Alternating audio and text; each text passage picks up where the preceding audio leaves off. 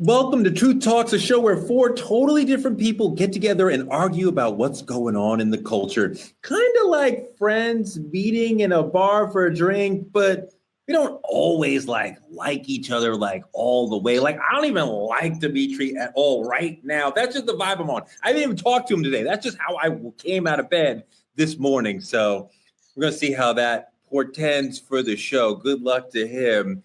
Anyway, today we're going to be talking about Diddy's dirty ass hotel rooms, Pusha T, fiery at Drake, buck. And if AI doesn't work right, you know what could happen to you? Your black ass might end up in jail. Truth Talk starts right now.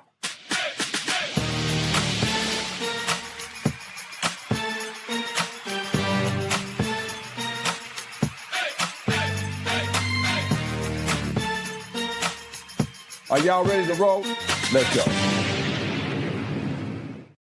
Welcome, Truth Tellers. It's another episode of Truth Talks, and we're going to get all the way into Pusha T dissing Drake because I love stories where somebody is dissing Drake. If Drake has 1 million haters, I am one of them. If he has one hater, it is me. And if he has 0 haters, it is because I am dead. That's how it is. So we're going to talk about Pusha dissing Drake again. We're going to have a deep talk about AI. That's artificial intelligence, Dimitri, not Allen Iverson. Try to keep up. Please welcome my co-host, Dr. Cheyenne Bryant. What's going on, Truth Tellers? You guys know I'm bringing the truth, the whole truth, and nothing but the truth. Because a lot of times my other co-hosts, they're a little more on the naive side. So I bring the reality of what these topics really need a voice to. So anyways, yeah, I'm back. You can continue. Welcome, friend of the show, Areva Martin, a legal expert you've seen on CNN and ABC Live and Harvard Law and everywhere else important. I love a show that starts by calling the co-host naive. Interesting choice of words, sis, but we'll see who's naive by the time we get to the end of this show. Thank you, my sister. I appreciate that. And let me tell you something. Late last night, the Make-A-Wish Foundation called me and said, we really need a favor. There's a kid who wants to do a TV show with you just one time. So please welcome my Make-A-Wish kid, Dimitri Wiley. I just can't catch a break with this show. Jesus Christ. I'm just here to say hi to my grandma. How you guys doing? What's grandma's name? Her name is Rose Webb. That's her name. Oh, wow. My grandmother was named Rose. That's crazy. We have more in common than you think, Tori. I know. All right. Let's move into trending truths brought to you by our friends at Hair Maniacs. Our first story is a bit of an odd aspect of the Diddy case. We heard Diddy's former assistant, Mia, not her real name, recount the many humiliating aspects of her job with Diddy.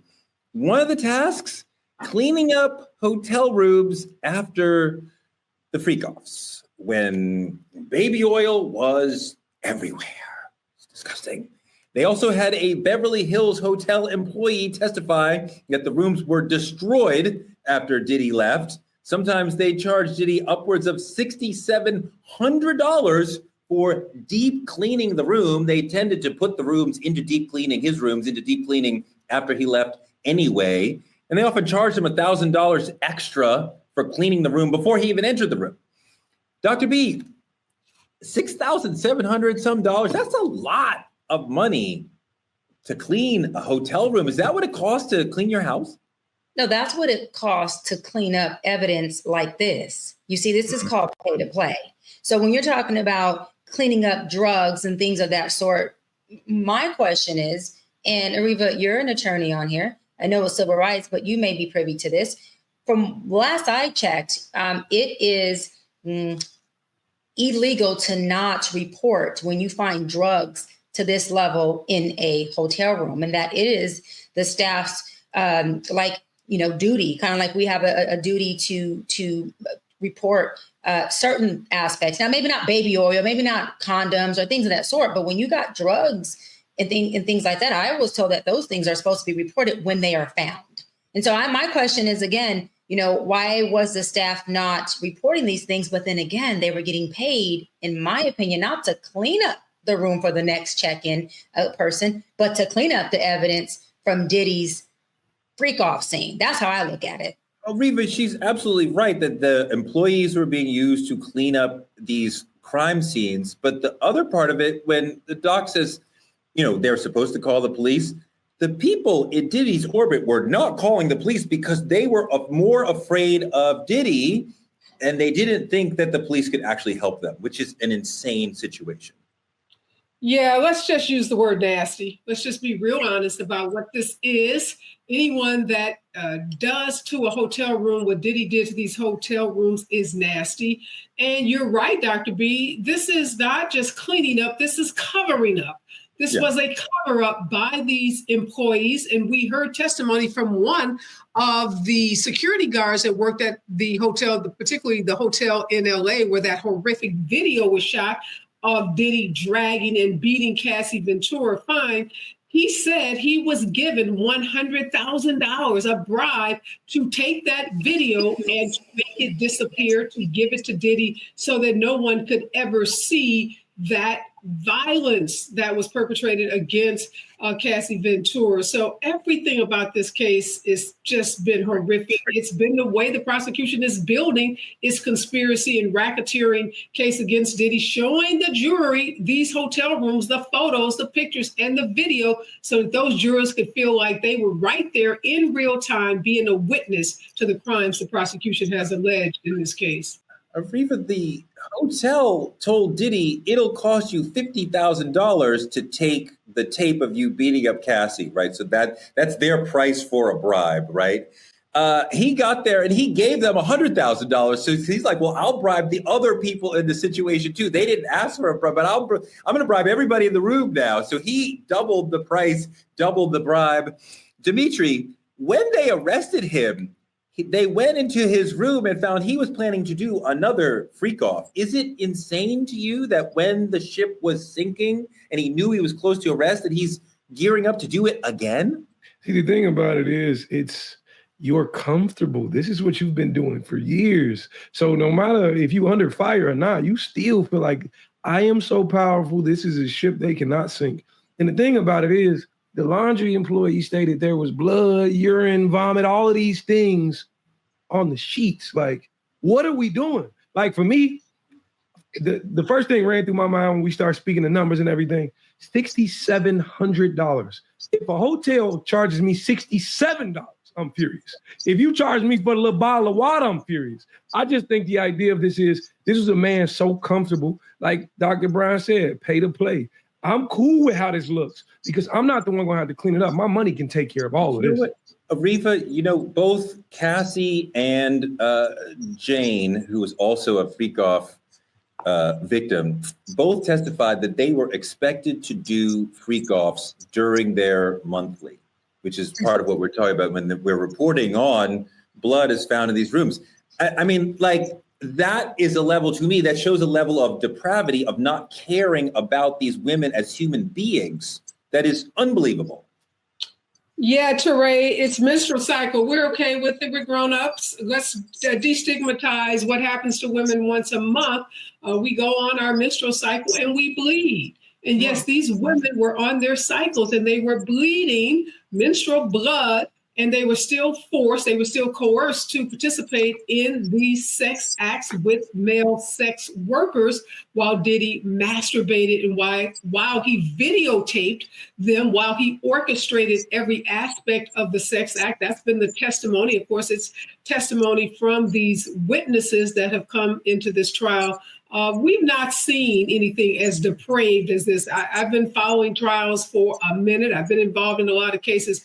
And I have to tell you, what we have heard from these witnesses, I don't think this could be even written by a Hollywood producer, the level of depravity that we saw and are witnessing as the witnesses continue to testify. And it's not over. Let's be clear. This trial is nowhere from being over. I think we're going to even hear about more acts of depravity than what we've already heard. Doc, one of the freak off victims testified that she repeatedly asked, can we please at least use a condom? And he forcefully said, no, I don't want that. Yeah. And then to add to that, Touré, the victim stated that they were still, and he was still willing to have sex with them with untreated, uncured STDs. I mean, come on, this is not just freak off. This is like putting someone's life at risk. There are certain STDs that are not curable, that are deadly. And so when you start to look at UTIs also, and expected to keep going through UTIs. And so again, right, completely dehumanizing these women. This is past sex. This is past being freaky. This is like dehumanizing. This is like, and you know what? This brought something to my mind now. We've been talking about this narcissistic behavior he has, right? But there's a difference between a narcissist and someone who is actually psychotic. Two different, right? A narcissist actually, believe it or not, they actually do care about what you think about them. Okay. But someone who is psychotic, they don't care. They don't have the compassion. They don't need your validation, nor do they care about your thoughts of what they're doing whatsoever. This is giving me more of a psychotic type of behavior where it's like, listen, I can care less what you think. I can care less about your health. I can care less about what the end result.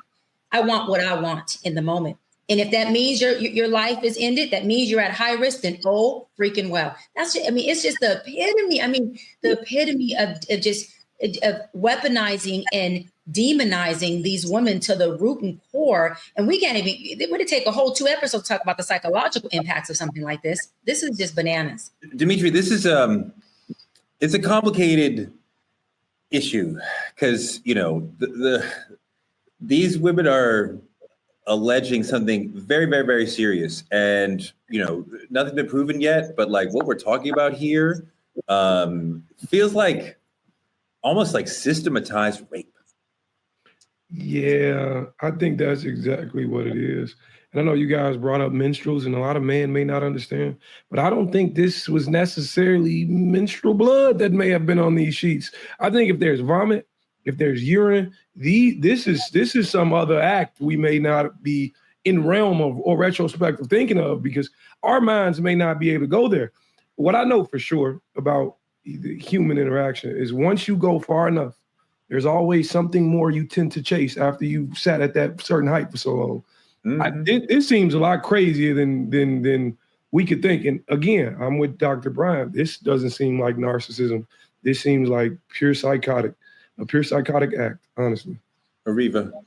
Yeah, I agree, Dimitri. This may not have just been all menstrual blood. Could have been blood from injuries, could have been blood from any number of things.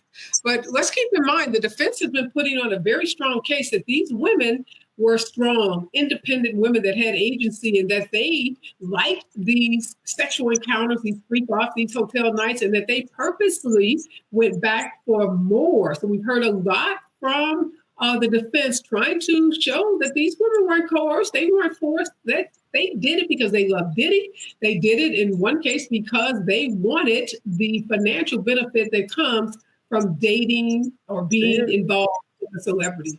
They are trying to make that case. It is a tough up-road battle. You know as well as anyone, the federal government wins somewhere upwards of 95 to 98% of their cases, and they are showing in a very detailed way the way these women were controlled financially, their living situations, violence.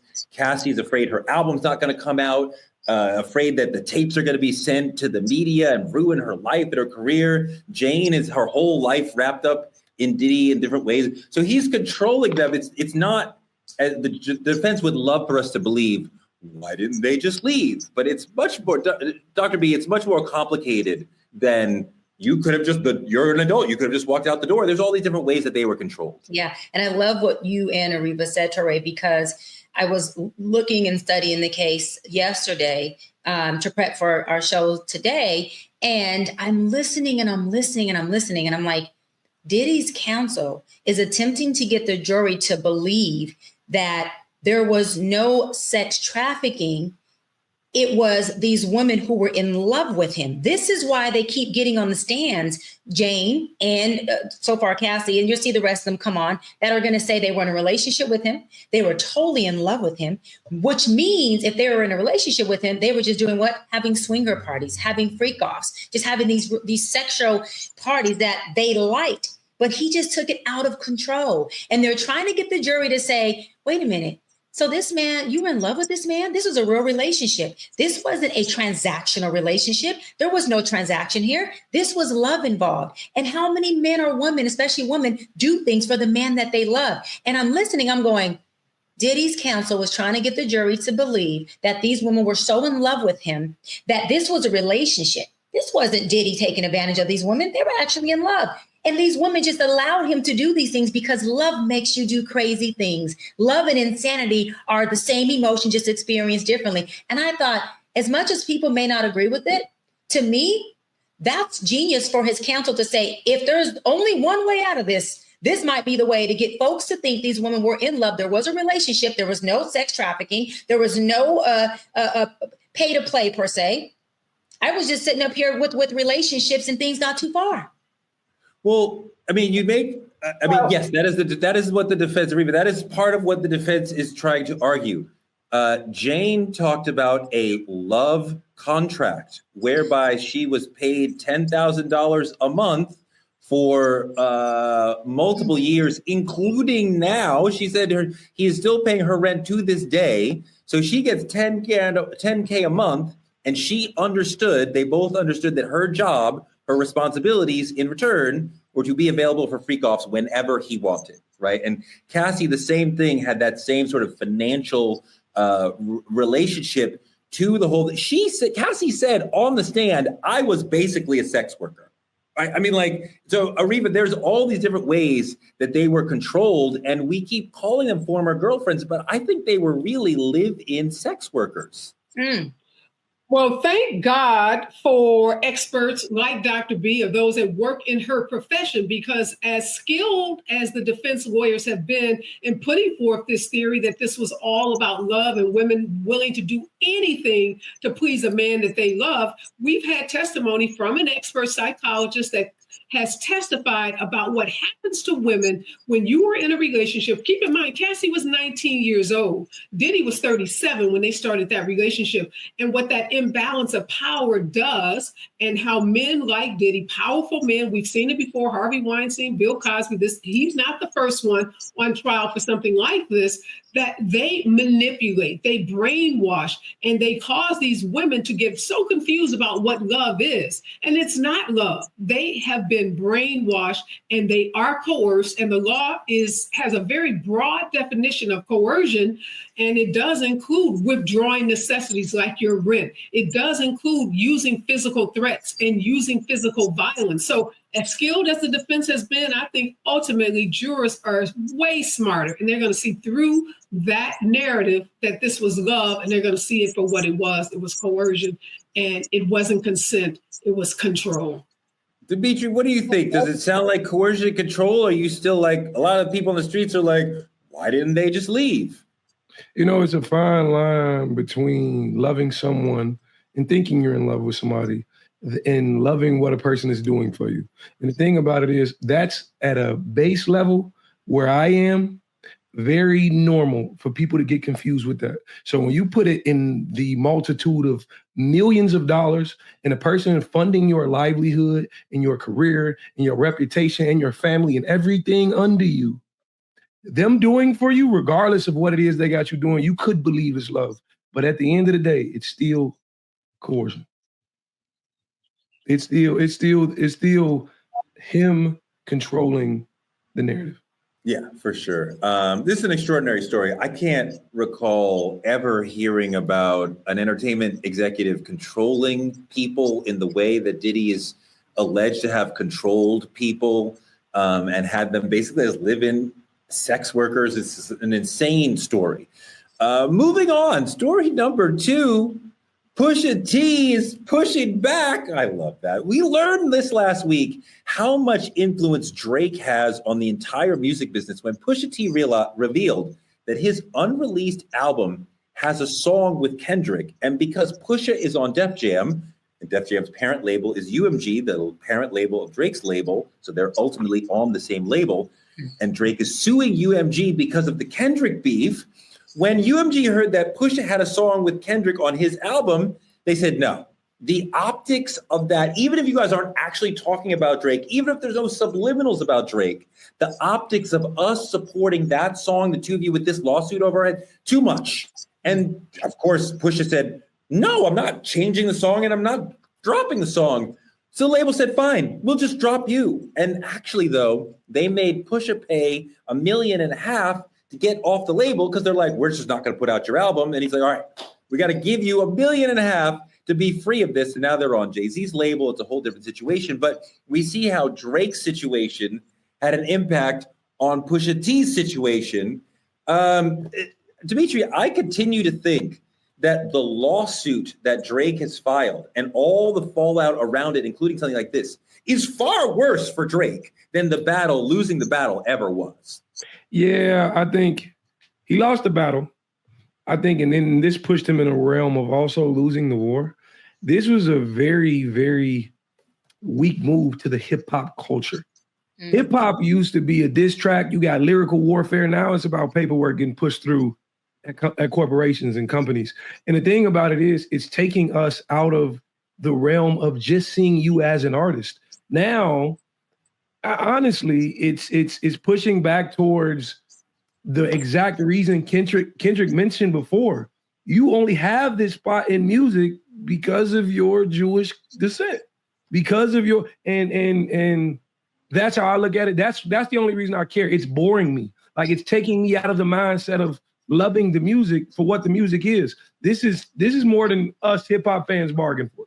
Ariva, here's part of why I care about this. Because as a real hip hop fan, I cared about Kendrick's message, which was ultimately, he's not real hip hop, right? So fuck him, get out of here.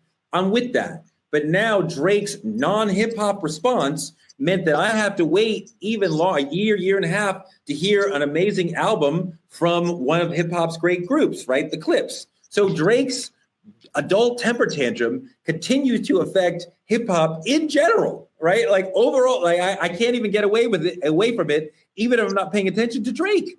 Mm. But please talk from your experience as a lawyer about watching Drake sue UMG for defamation, his label for defamation of character, when it was Kendrick who dissed him.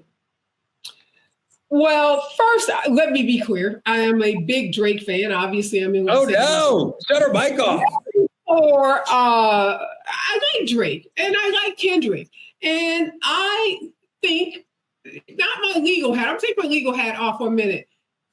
I don't care about any of this because it just looks like all of these rap artists are doing what they are so brilliant at doing, skilled at doing, which is making money, doing diss tapes, keeping themselves in the limelight, keeping the attention on them and selling more music and selling out more concert stadiums.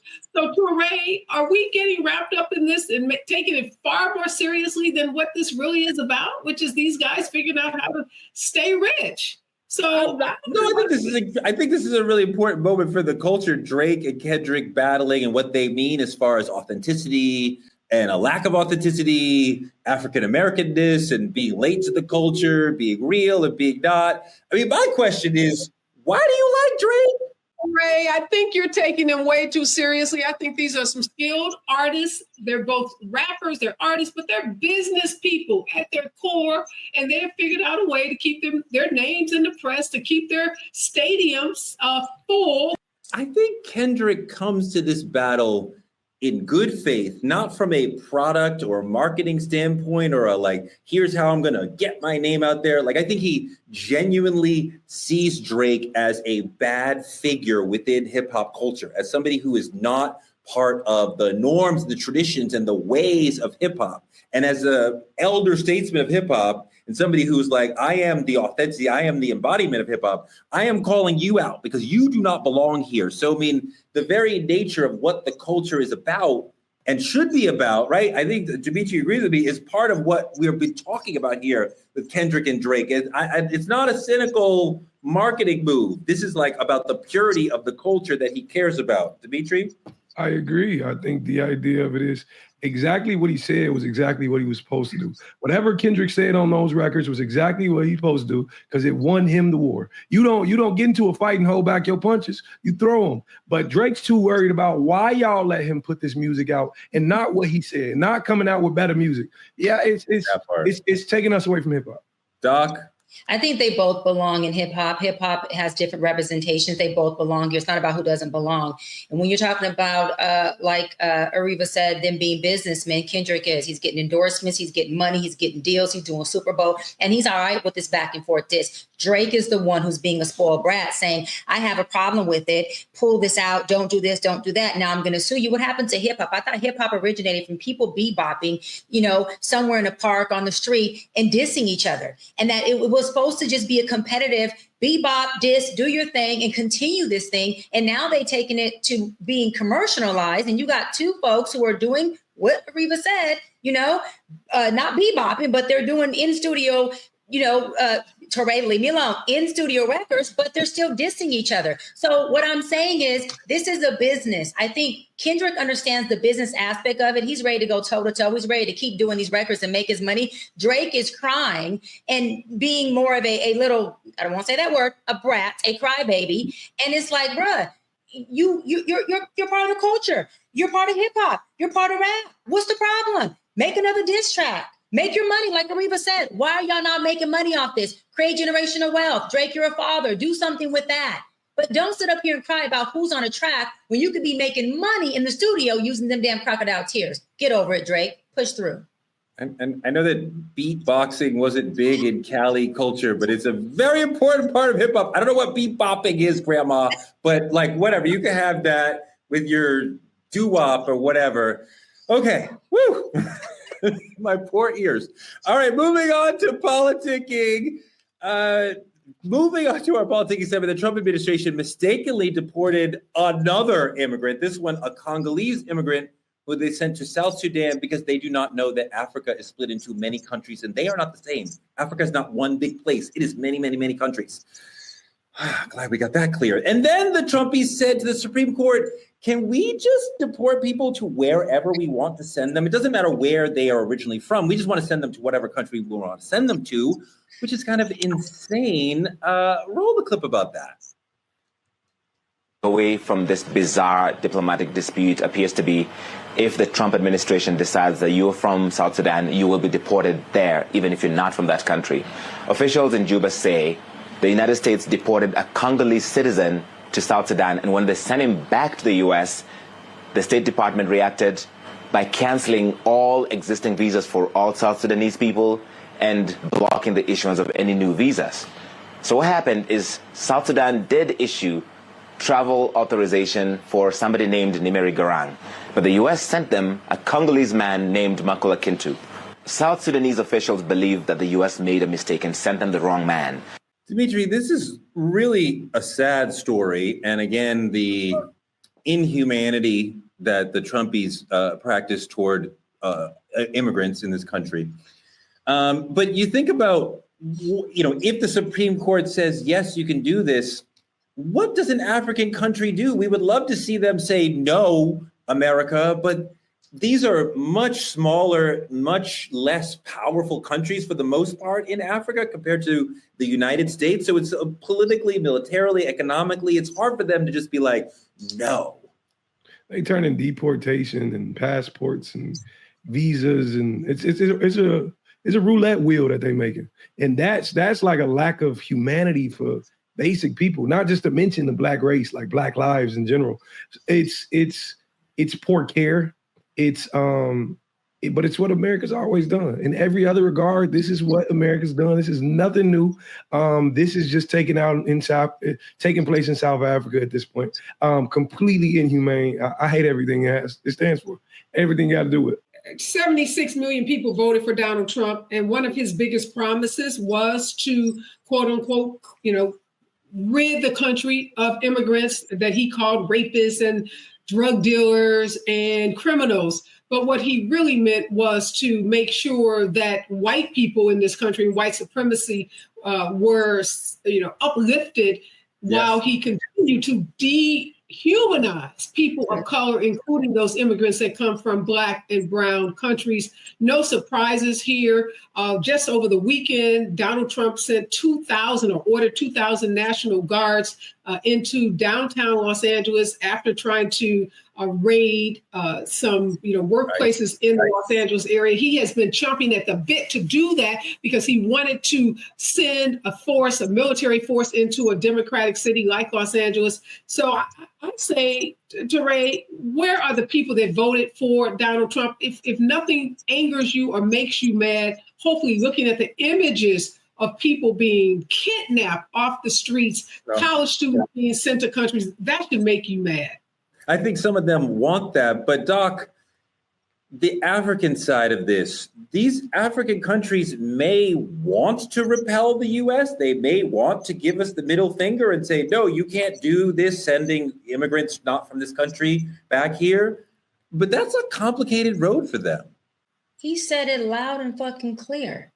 Make America great again. What do people not understand? His representation, his ideology of make America great again is modern day slavery. We're living in it right now. What are you talking about? Grabbing people, taking them out their country and putting them in any country or any place that you want them to be. That is exactly what they did with us in the slavery days. Box us up, put us on ships and say, you're going to go where we drop you off at. And you just figure it out when you get there. We'll tell you what you're going to do. This is modern day slavery. And then to go further, he's taking advantage of a very, very vulnerable country. Very vulnerable continent. Was that not what they did back in slavery? So all I'm saying is this is modern day slavery where he is trying to turn his leadership into dictatorship. And I go back to what I said a while ago. He is definitely trying to create a martial law so that he can show that we are out of control and he needs to come in and dictate and take on this power of superiority over people who have lost their mind. They were here in Los Angeles last night. The guards came in, they came into our ports. You have people protesting. They literally are throwing people in cages. This is not, listen for the folks who ain't seeing it, who just watching it on TV. I was at a Democratic dinner last night, left the dinner early. They had to sleep early to make sure we can get into our homes because the National Guard was here to support and back up ISIS. When you have people who are fighting in the street, who are getting thrown in cages, and then they're arresting folks. I mean, it is, Touré, it was literally, no. ISIS instead of ICE is the best malapropism I've heard all day. I love that. I want to call them ISIS myself. That was beautiful. Called ISIS. It's called ISIS. You know why? Because that's exactly the ignorance of what these people are doing. I did that on purpose. That's the ignorance behind this. They have kids who are there throwing tear gas at. They have, hold on. I'm gonna land on this. This is why it's called ISIS. They are arresting citizens, putting citizens in the back of cages for protesting. You're here for immigration. Why are you arresting the U.S. citizens? Because they look like immigrants. This is the racism I'm talking about. You can't say that immigration has a look. I mean, it's sick. It's modern day slavery. It's sad. And it's happening to majority of our brown people right here in L.A. It's mind-boggling. But when you talk about the potential for martial law, that is real. And when Trump talks about wanting to federalize the National Guard to go against American citizens in America, on our streets, that is an extraordinarily frightening step toward dictatorship. We're going to keep talking about that. I want to expand the conversation a little bit away from that into our main topic, because AI ain't really for us to date. AI is not properly programmed to recognize African-American facial structures, our nuances, our vocal intonations. Studies show that AI training data contains biases in skin tones and societal stereotypes, and this can have an impact even on policing. Look at this clip. AI systems are becoming increasingly integrated into our society, and most of the time they make our lives easier. But sometimes these systems fail to live up to expectations, and when they do, they're not failing everyone equally. It made me look paler and it gave me blue eyes, so the general impression was that, it had changed my race. We tested out Playground AI. It's a generative AI tool, meaning it can generate new images for the user. I asked the software to make me look more professional, and this was the result. It's clearly whitewashing these people. But Dimitri, we also have a whole uproar going on online because your boy Timbaland, the legendary producer, has released plans to put out an AI-generated recording artist. And a lot of people are very upset about that. How do you feel about an AI rapper? You know, I think it's absolutely blasphemy.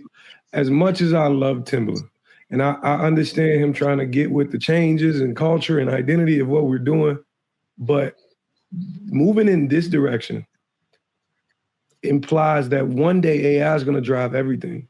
If AI can speak, because let's speak about what hip hop is. Let's speak about what music is.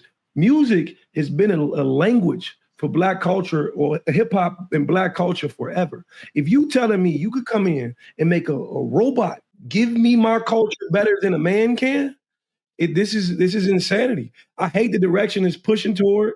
I think it's as much as he wants to be innovative, I think he does not understand how destructive this is.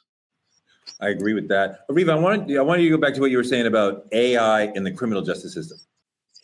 Yeah, it was supposed to make the system fair. It was supposed to address some of the disproportionate outcomes that we see, particularly around Black and brown people. For example, using AI was supposed to give judges a way to make risk assessments about whether somebody was likely to reoffend if they were, let out of a jail, sentence. And what we are finding now is that the programs have the same biases, if not worse biases, than what people have.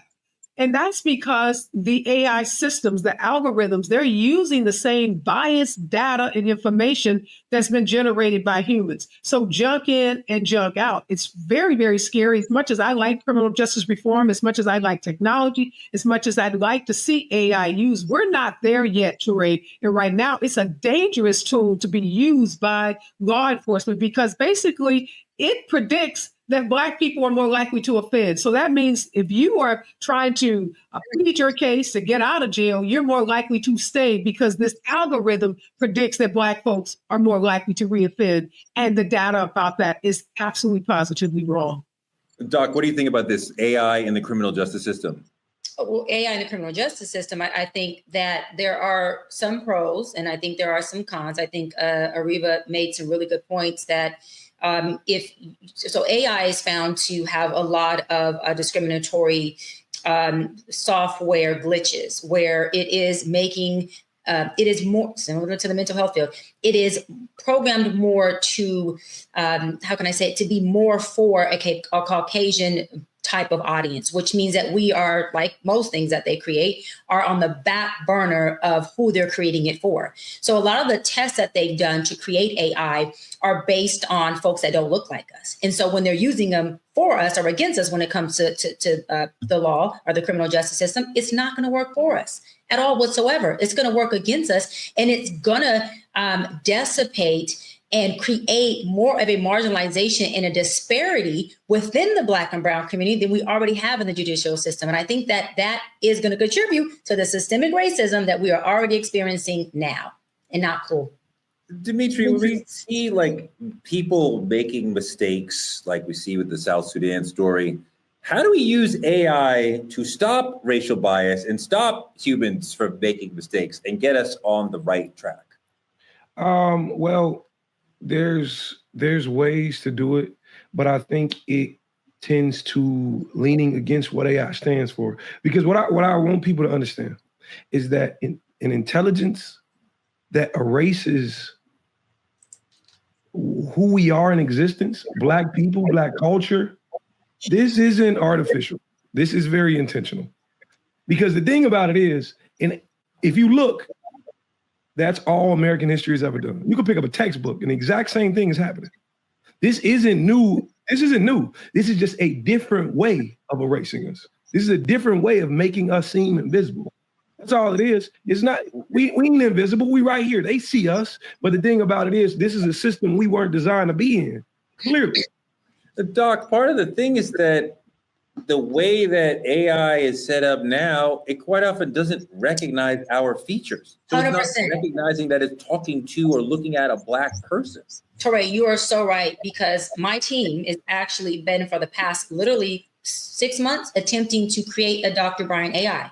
Just keeping it real, where folks can go on there, and when I'm not available in session, they can have an actual session with Dr. Brian. But guess what? It's not identifying my tone as a Black woman. It's not identifying my way of speaking. And it's not identifying, again, me aesthetically and how I show up. So they have literally been taking this long to try to get this AI to identify with everything that's Dr. B and not have it sound robotic like some white woman or someone who's not me. And that has been our biggest, they have uploaded and downloaded every book I have, every post I posted, because you have to upload all that to the software for it to become you. And when I tell you, it is still not coming out as the Dr. Brian. It is very, very commercialized. It is very, very, very Caucasian. And it is very, very not me. So if anybody went on there to try to have a section with me through artificial intelligence, they're going to be like, this is not the feel or the culture of Dr. Brian. This is not it. Dimitri, do we need to have more Black STEM students, more Black engineers to help get AI to recognize us, our tones, our way of talking, our culture? Absolutely. We need more Black engineers. We need more Black techs. We need more Black examples. We need more Black samples, people to actually pull from. Because I think in this case, fuck it, we need Black GBT. I'm going to keep it honest with you. We need Black GBT. We need goddamn, like let's just start making them up of our, that's exactly what we need, because we don't have representation at all. Ariva, this is a really complicated issue, because if they're using us, if they're not recognizing us facially, but then they're using this within the criminal justice system, you can obviously see the potential, the mass potential for a problem. Let's look at this video real quick. So when we get to the interview room, the first thing they had me do was read my rights to myself and then sign off that I read and understand my rights. A detective turns over a picture of a guy inside Shinola, and he's like, so that's not you? I look, I said, no, that's not me. He turns another paper over, he said, I guess that's not you either. I picked that paper up and hold it next to my face. And I said, this is not me. I was like, I hope y'all don't think all Black people look alike. And then he says, the computer says it's you. Look at that. And then we're going to have that be part of this man's life as he's trying to fight these charges. Go ahead, Doc. You know, this issue, look, is complicated. Like, this brother is trying to live his life, and the criminal justice system is acting like he's guilty when he's not, because it can't properly recognize Black and brown faces. But this is the bigger umbrella.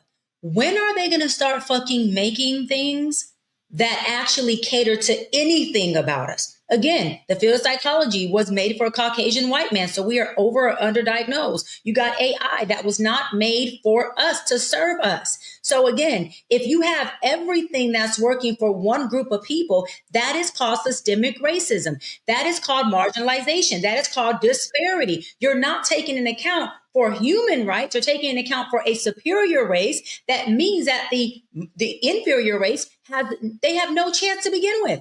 No chance. Listen, we already don't get a lot of love or a lot of respect when we're in a courtroom to begin with. You think we need an AI that's going to go against? So we got humans that go against us, and now we got some damn robots that go against us. You tell me, where are we going to go from here? Seriously, where do we go from here? When we have nothing that's working for us but our own people. And when we try to do it, guess what? If we are an employee in the court, at the courtroom, or we're an employee at the DMV, guess what?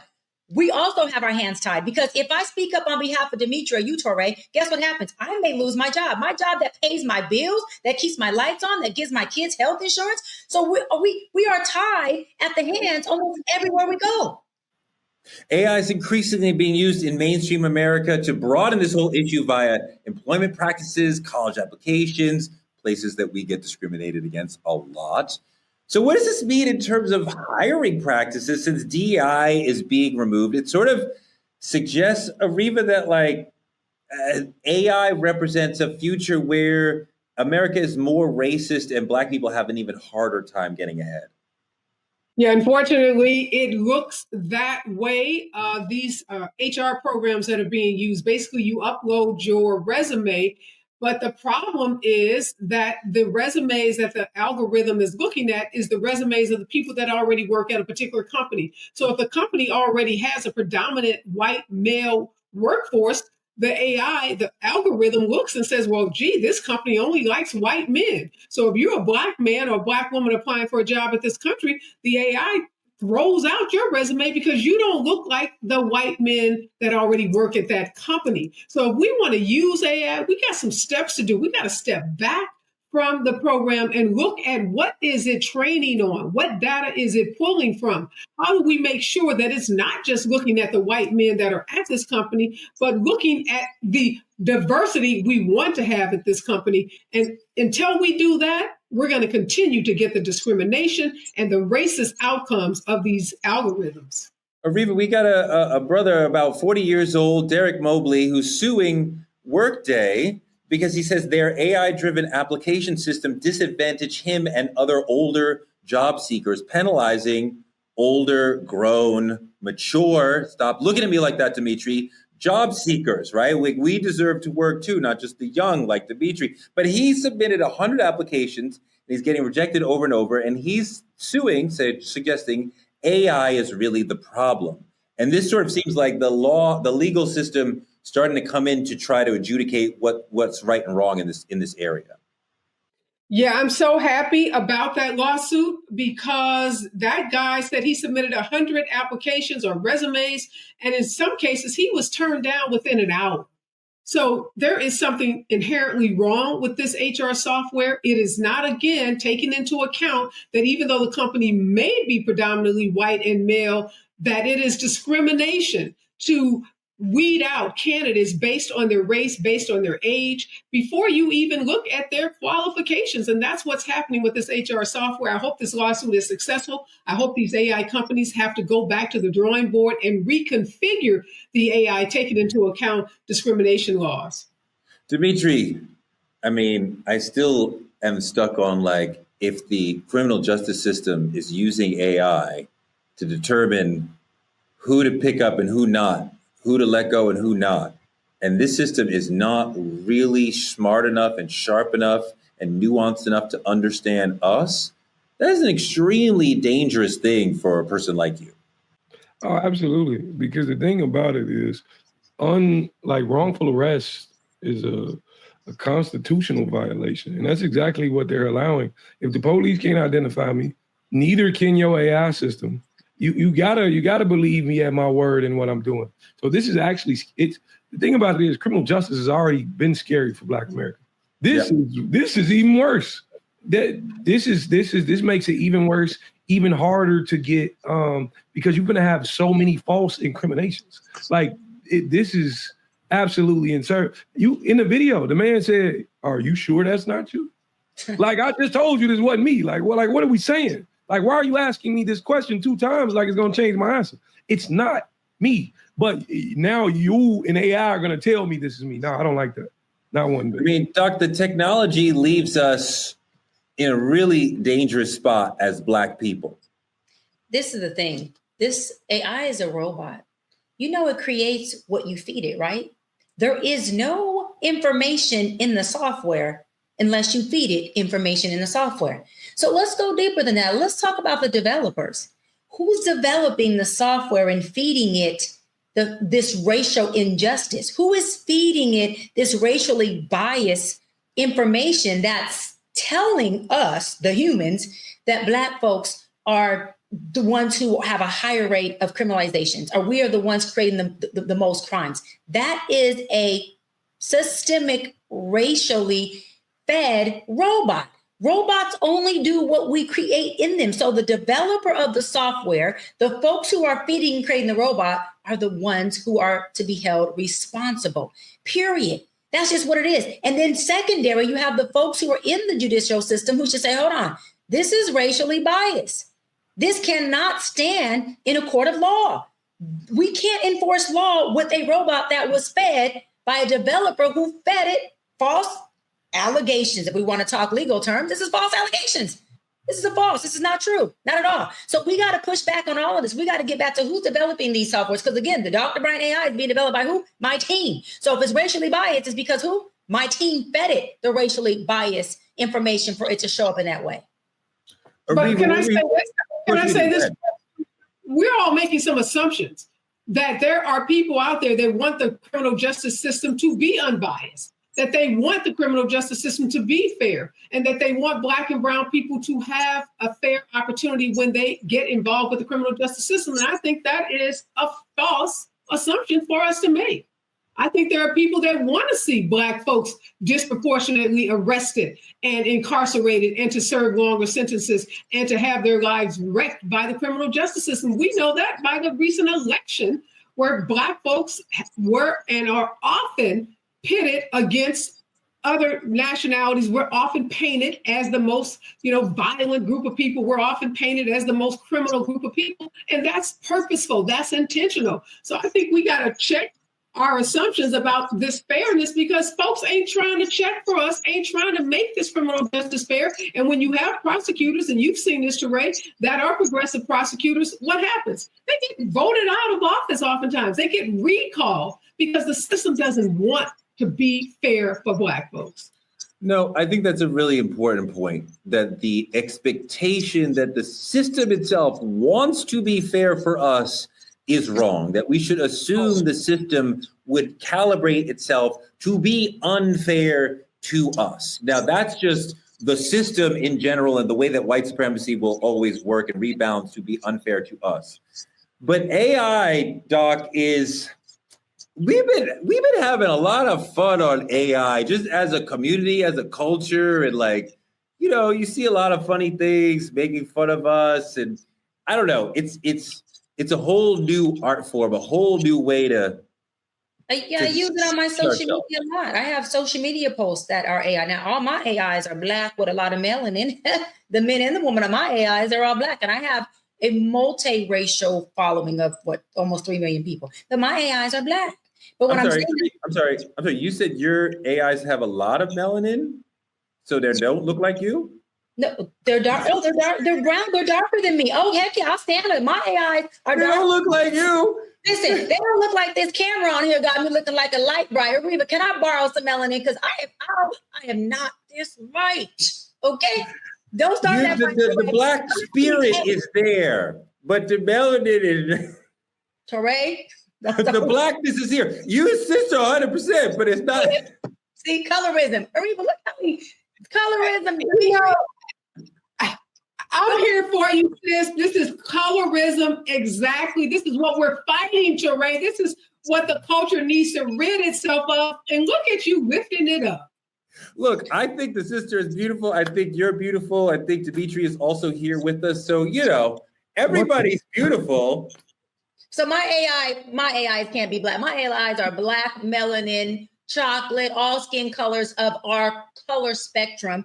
And I use them on my social media. People love it. They even DM or ask me, is that AI, Doc? And I say, yes, it is.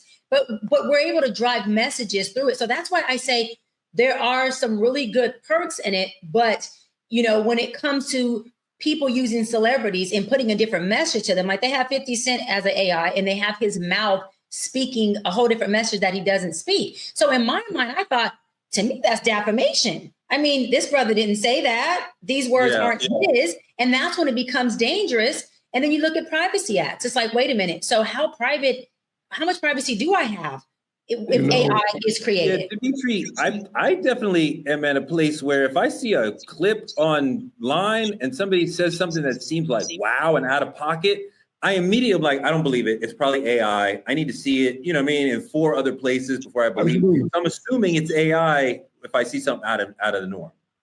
Absolutely. Nowadays, in this day and age, you have to question everything you see on social media, from pictures to, honestly, hate to put a personal story out there, but there are, if anybody was to have a look on TikTok and search my name, there's 80 Dimitri Wiley accounts, like 80, literally.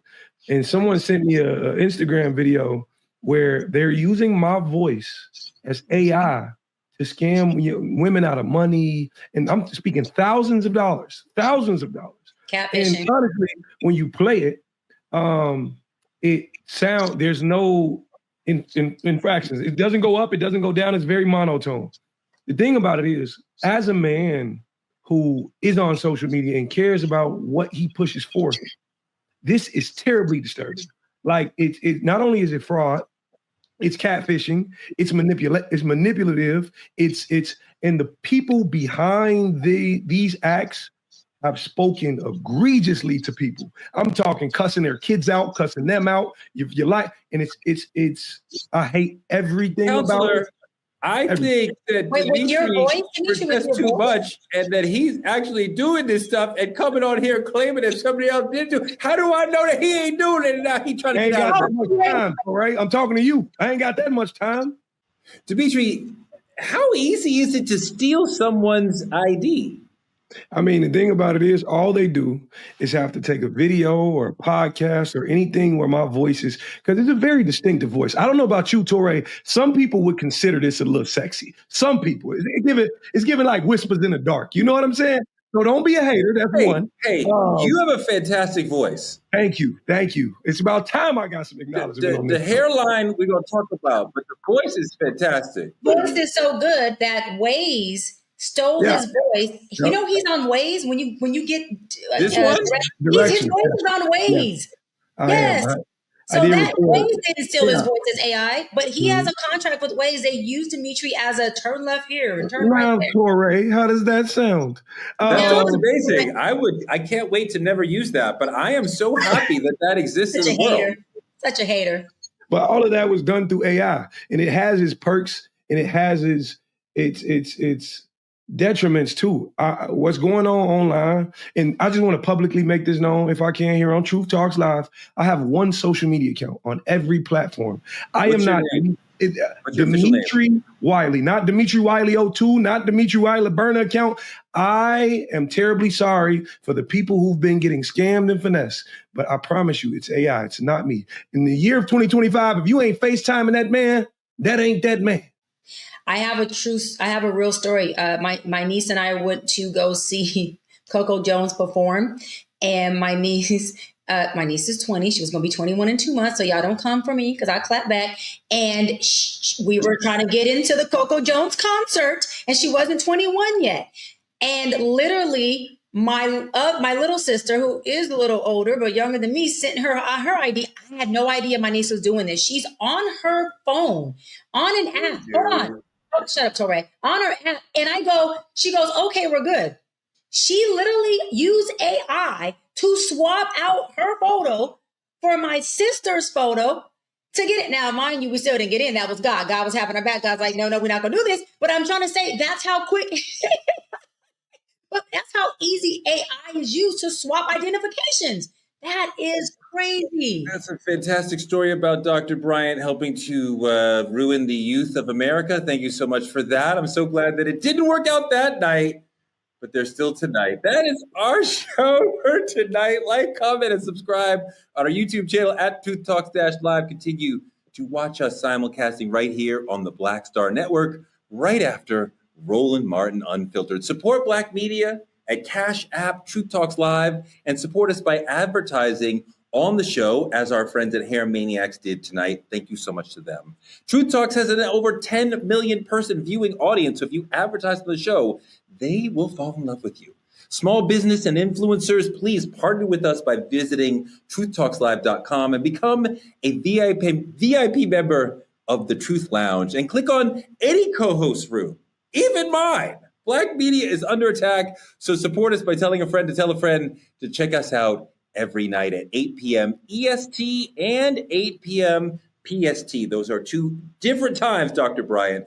Thank you, Ariba, for being here all week. We love you so much. We appreciate you, especially when you disagree with Dr. Bryant. Next week, we will have Judge Laura Lake here with us. We are here for you every weeknight at 8 p.m. We will see you tomorrow. Wait, Torre, can I please let people know that I actually have my Hair Maniacs in right now, honey. And I will be doing a review on how much I love it. I don't have to wait to do a review next week how much I love it, because can you guys tell how nice it is? Anyways, I have long, beautiful, luxurious hair, but I did put in my hair Maniacs Tori, leave me alone. My Hair Maniacs extensions. And let me tell you, one thing for sure, it matches the heck out of my hair. 2 things for sure, I could wash this thing and get it right back the way it is. 3 things for sure, I worked out in it and just did my wand curl, honey. Hold on, y'all. Hold on. I'm not gonna play with you. Not gonna hold you.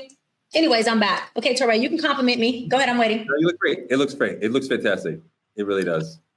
Thank you. But I do want to say this, y'all.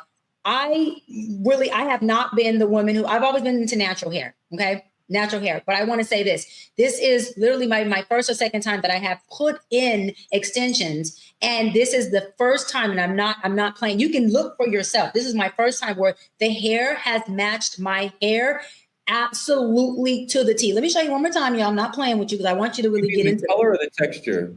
The color. Hold on. Look at this. This is the hair. I'm not playing. This is my hair and the hair. The color and the texture. It's all blending in. You cannot make this up. I can't make this up. Okay. Look at God. Look how pretty this is. I didn't have to dye it. I didn't have to do anything at all. Where's the Hair Maniacs? This is the point. Let's see if we can literally. Hold on. I'm not playing. Hold on. Okay. I'm going to try to show you. If you can see a trap, then good luck. But there's nothing in there. Do you see this? So this is my hair that I'm pulling. Okay. This is the Hair Mania. This is the Hair Mania. Can you tell the difference? No. My point. And guess what? When I go on dates because I'm single, neither can they. Thank you. Neither can they. You don't mind the grays? Where you see gray at, honey? Where you see gray at? I'm kidding because I'm used to grays in my hair and you don't have any grays. I do. So guess what, Corey? Hair Mania has gray extensions as well. So for the grays out there, you can put it in. And last but not least, literally, you can dye it. So I have some more of their hair that my hairstylist has, but they have dyed blonde. So y'all may see me back on True Talks with some blonde streaks. Don't you tell nobody that is my hair extensions. Okay, that is my hair. It's going to blend in and it's going to be absolutely gorgeous. So they have the other, Dimitri, leave me alone. Because you see me, Dimitri, you see me at our show in Atlanta. Was the hair not popping? It was popping. I had it big, beautiful, and curly. And when I tell you, I got so many compliments on it. Full, beautiful, curly hair. And the hair is soft. And I'm not playing, y'all, because I'm not an extension girl. I am now sold. I will be wearing my extensions and everyone's going to compliment it. And you're going to leave me alone about my hair now. Let me go a little further. I even wore this to the BET Awards, hair experience, everything. And when I tell you, even on red carpet, people are like, Doc, your hair is so beautiful. Not did you get extensions, not like literally. And I get compliments, but for hair to be the main compliment, that's a big deal. Because a lot of people don't have great hair. I don't know, Reva, if you can confirm that it is hard to find hair texture that matches hair. Oh, I've just been sitting back quietly going, go girl with these hair extensions because so many people have trauma around hair extensions because people have made us feel bad about wearing hair extensions. So thank you for breaking down that stigma and saying, ladies, if you want to wear hair extensions that are long, that are curly, that are blonde, that are whatever, wear your hair extensions, do you. So I love it. It looks gorgeous. I can't wait to see the blonde. I can't wait to see you in that summer, beautiful blonde hair. And one more thing, I know I'm talking about my hair extension. One more thing, this hair is like a 28, 32. It's long. Hold on. I have gotten their shorter hair, put a bob in this hair, braid up my whole hair, and that bob was bobbing. So I just want the girls to know. It was bebopping and bobbing, but I want the girls to know it's not just about length because I have long now, but I have used their hair for a full head, what they call full head quick weave of me doing a short bob, which I'm going to post pictures up on my social media so you can see the bob and you can see the long. Both extensions, hands down. I cannot make this up. Bomb, straight up, amazing and bomb. The texture's bomb, y'all. And listen, if you guys go and order, tell them that the doc sent you. Tell them that the doc sent you. It looks beautiful. You want to talk about your hair now? We'll listen. Let's do it. You don't have enough time. You don't have enough time for this hair. Dimitri, he needs hair extensions. Oh, he needs gray hair extensions. They got that too, Torre. Tell them the doc sent you. I'm going to get him some. We out. Fuck all of y'all.